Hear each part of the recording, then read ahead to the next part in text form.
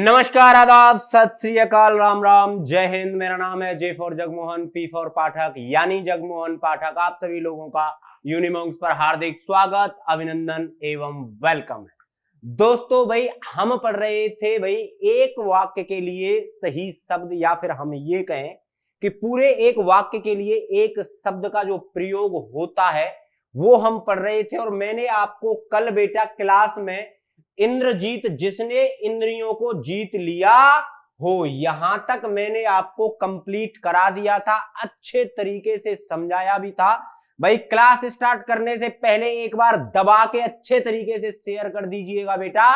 और ध्यान रखिएगा भाई, हर एक बच्चा जो सीयूईटी 2024 की तैयारी कर रहा है उस तक ये क्लासेस पहुंच जानी चाहिए। और भाई चैनल को भी दबा के एकदम सब्सक्राइब करिएगा, कोई भी पैसा यहां पे नहीं लगता, ठीक है भाई।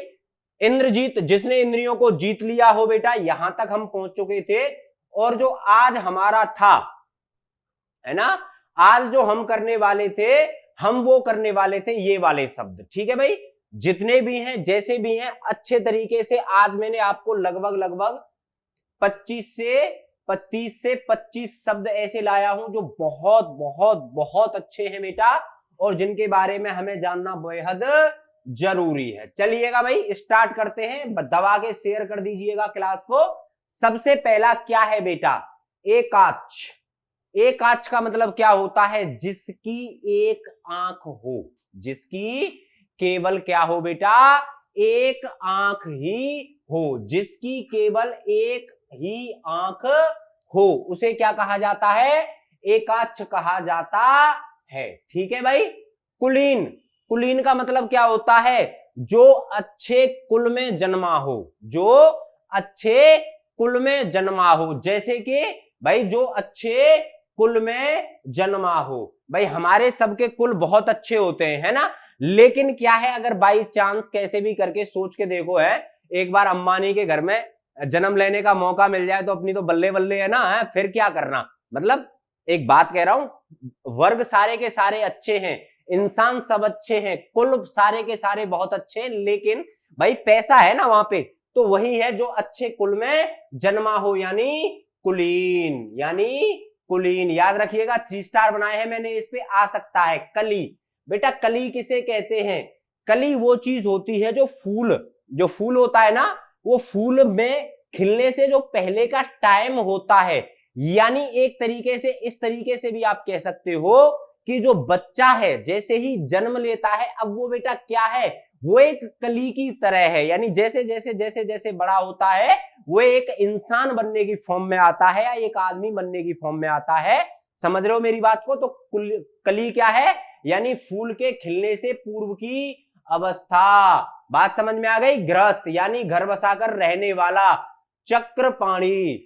चक्रपाणी जिसके हाथ में चक्र है, अर्थात विष्णु, अर्थात विष्णु।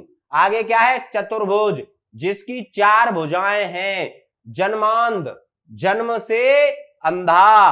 भाई चतुर्भुज की क्या है? याद रखिएगा, ये पेपर में आपसे पूछा जा सकता है चतुर्भुज वाला, ठीक है। तो चतुर्भुज वाला क्या है? जिसकी 4 भुजाएं हैं। जन्मांध का मतलब क्या है? जन्म से अंधा, जन्म से अंधा।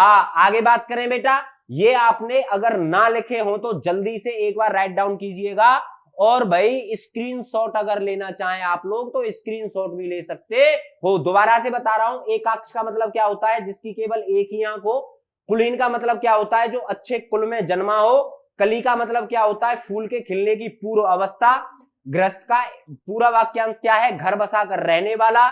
चक्रपाणी यानी जिसके हाथ में चक्र है। चतुर्भुज जिसकी 4 भुजाएं हैं। जन्मांध यानी जन्म से अंधा है। बात समझ में आ गई? आगे बात करते हैं जिज्ञासु। भाई आप लोगों में कई प्राणी होते हैं ना जिज्ञासु टाइप के। जिज्ञासु टाइप का मतलब क्या होता है? भाई जिज्ञासु टाइप का मतलब होता है जानने वाला, जो जानने में उत्सुक हो, जो ज्ञान का आदी हो, जो जानने के लिए पीछे भागे, जो जानने की इच्छा रखता हो। भाई स्टूडेंट सभी कैसे होते हैं बेटा? भाई स्टूडेंट सभी जिज्ञासु होते हैं। कैसे होते हैं? जिज्ञासु होते हैं। भाई मम्मी के मगरमच्छों, दबा के एक बार अच्छे तरीके से शेयर कर दो ताकि हम लोग बेटा सीयूईटी, क्या सीयूईटी 2024 में बेटा एक क्वेश्चन भी नहीं छूटना चाहिए।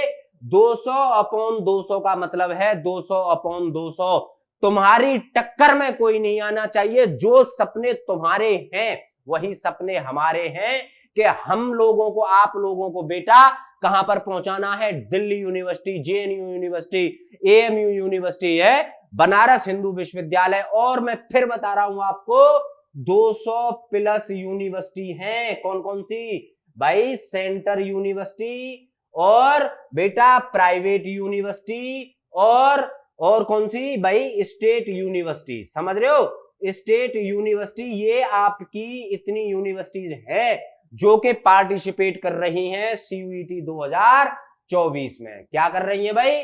सीयूईटी 2024 में ये सारी की सारी पार्टिसिपेट कर रही हैं। जहां से भी आप पूरे भारत के किसी भी कोने से हो बेटा, आपको इन अच्छी यूनिवर्सिटीज में एडमिशन लेने से सिर्फ एक ही चीज रोकेगी, वो है खुद आप। क्यों? क्योंकि आप लोग अगर सीयूईटी का फॉर्म फिल करते हो, यूनिमॉन्क्स के साथ कंधे से कंधा मिलाकर मेहनत करते हो, तो मेरा ये वादा है आप लोगों से कि आप लोगों का सिलेक्शन बेटा 100% होगा। ठीक है भाई, आगे बात करते हैं। त्रिलोकीनाथ, क्या बेटा? त्रिलोकीनाथ, जो तीनों लोकों का स्वामी है, जो तीनों लोकों का स्वामी है, त्रिलोकीनाथ। दुर्गम, दुर्गम का मतलब क्या होता है? जहां गमन या आना जाना कठिन हो भाई। दुर्गम, दुर्गम यानी कठिन है, दुर्गम यानी कठिन, जहां गमन जाना कठिन हो, या फिर ये कहें जहां, या वह स्थान, ऐसे कह लीजिए इसको कि वह स्थान है जी। कैसे कहेंगे बेटा? मेरे साथ साथ बोलते रहिएगा। वह स्थान, वह स्थान जहां का आना जाना कठिन हो। शाबाश, कठिन हो भाई। ये क्या हो गया? दुर्गम हो गया। दूरदर्शी, जो दूर से देखने वाला हो, बहुत दूर या आगे भविष्य तक देखने वाला हो, उसे ही क्या कहते हैं? दूरदर्शी। दत्तक, दत्तक का मतलब क्या होता है? दत्तक का मतलब होता है बेटा गोद लिया हुआ पुत्र, गोद लिया हुआ यानी अडॉप्ट किया हुआ पुत्र या पुत्री, वही क्या कहलाते हैं? दत्तक कहलाते हैं। जिसे, ये जैसे नहीं है, ये जिसे है, याद रखिएगा, जिसे गोद लिया गया हो वो क्या कहलाता है? दत्तक। निरक्षर, निरक्षर का मतलब क्या होता है? गंवार, बिल्कुल ना पढ़ा लिखा आदमी है। बोलते हैं ना कि तू तो निरक्षर है, तो अक्षर पढ़ने लिखने के ज्ञान से रहित, यानी जो क्या हम क्या बोलेंगे? पढ़ना या लिखना ना आता हो, लिखना ना आता हो, क्या कहलाता है बेटा? निरक्षर कहलाता है। स्टार मार्क बना रहा हूं, 101% पूछेगा आपसे पेपर में। निशुल्क का मतलब क्या होता है? निशुल्क का मतलब होता है जिस काम में आपके कोई फीस ना दी जा रही हो। निशुल्क यानी वो 100% क्या है बेटा? वो फ्री ऑफ कॉस्ट है, तो जो फ्री ऑफ कॉस्ट का जो इंग्लिश टर्म है, इसी को हिंदी में हम बोलते हैं निशुल्क। क्या चीज? निशुल्क, यानी किसी काम के बदले किसी शुल्क का ना लेना। याद रखिएगा, बिल्कुल एक एक पॉइंट याद रखिएगा। आगे क्या है? नास्तिक। नास्तिक का तो पता ही है, जो ईश्वर में विश्वास ना रखता हो, या भगवान में, ईश्वर या गॉड में जो बिलीव ना करता हो, वो क्या कहलाता है?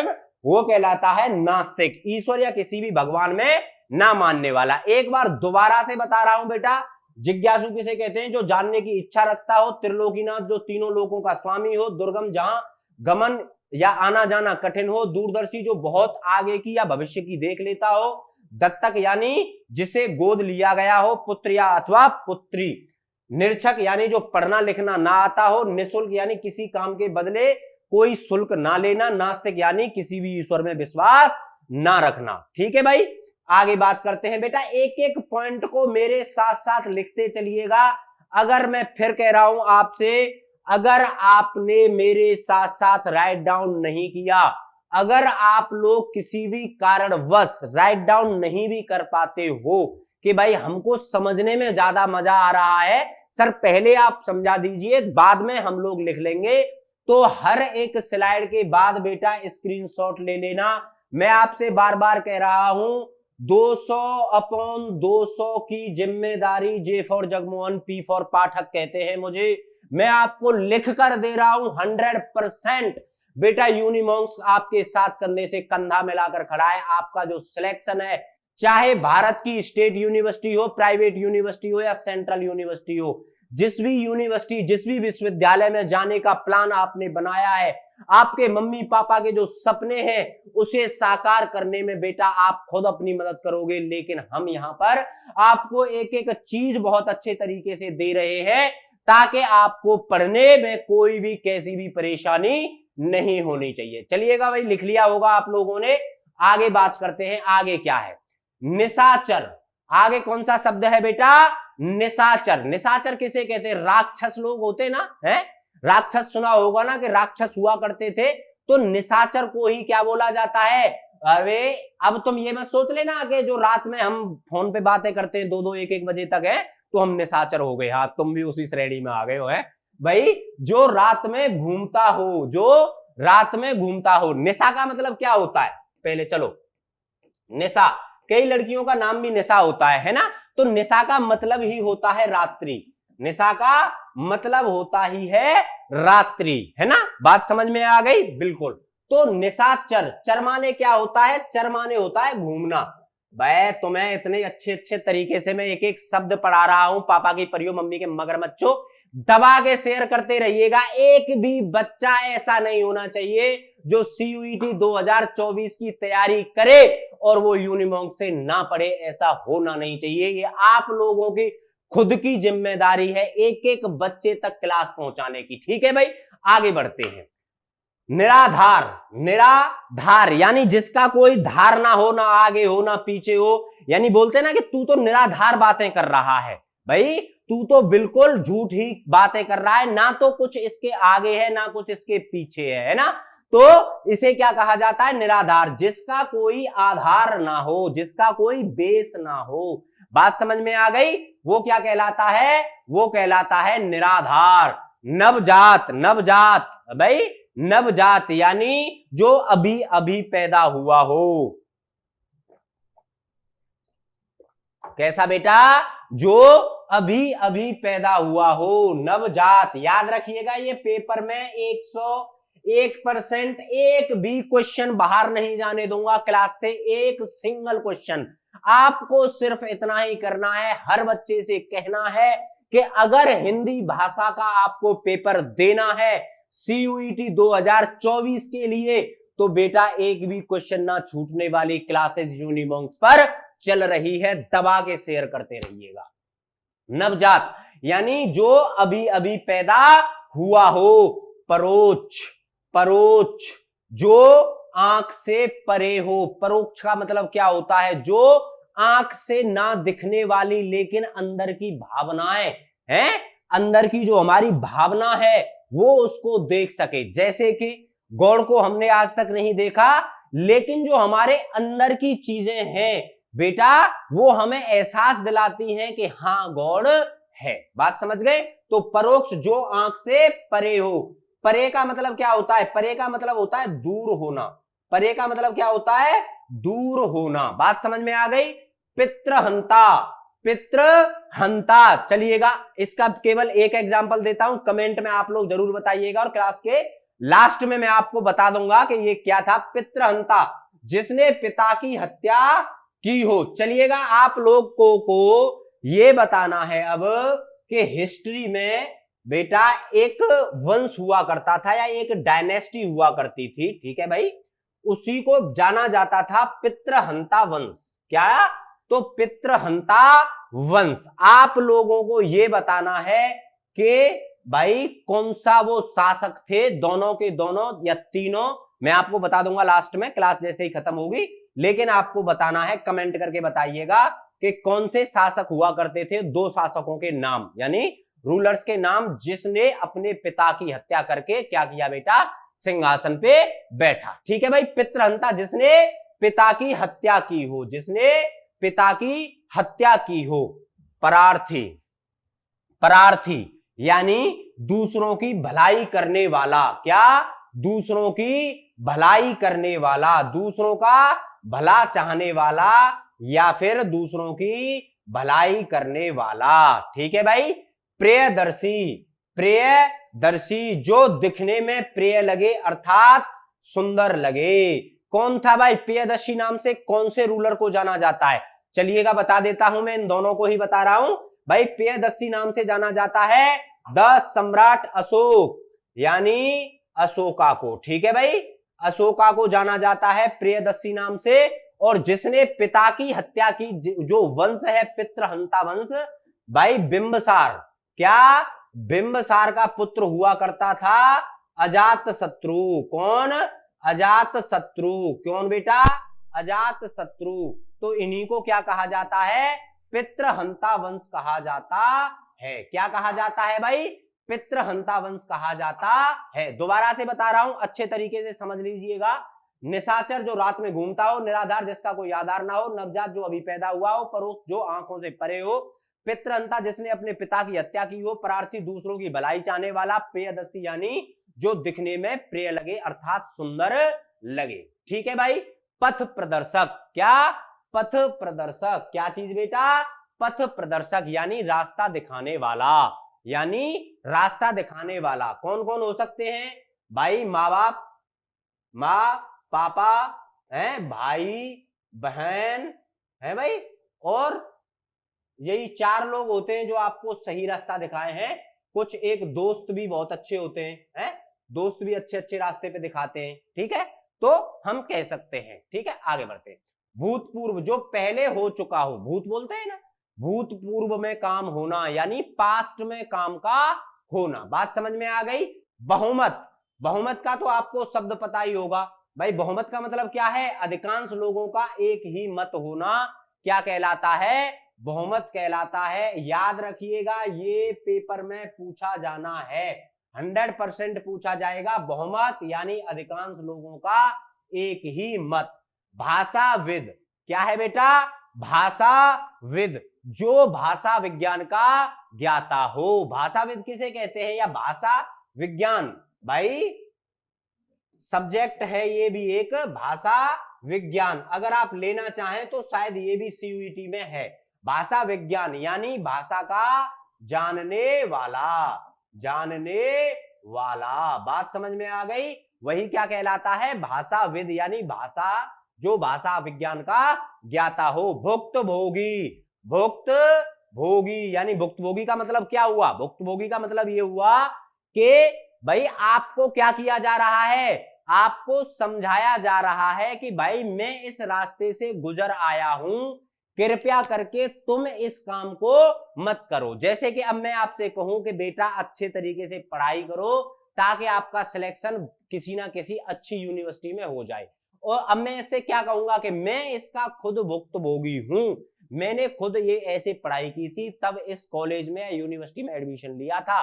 तो भुक्तभोगी का मतलब जो किसी चीज का दुख या सुख उठा चुका हो। बात समझ में आ गई। मुकुल ऐसा फूल जो पूरा खिला ना हो। मुकुल नाम होते हैं ना लड़कों के भी, मुकुल यानी ऐसा फूल जो पूरा खिला ना हो। खिला ना हो ना बेटा, ये है खिलाना हो। जो ऐसा फूल जो पूरा खिला ना हो। मेघनाथ, मेघनाथ यानी जो बादलों की तरह गरजता हो, जो मेघ की तरह दहाड़ मारने वाला हो, उसी को क्या कहा जाता है? मेघनाथ यानी मेघ की तरह गर्जना करने वाला। ठीक है भाई, अच्छे से एक बार और बता रहा हूं, दबा के शेयर जरूर कर दीजिएगा।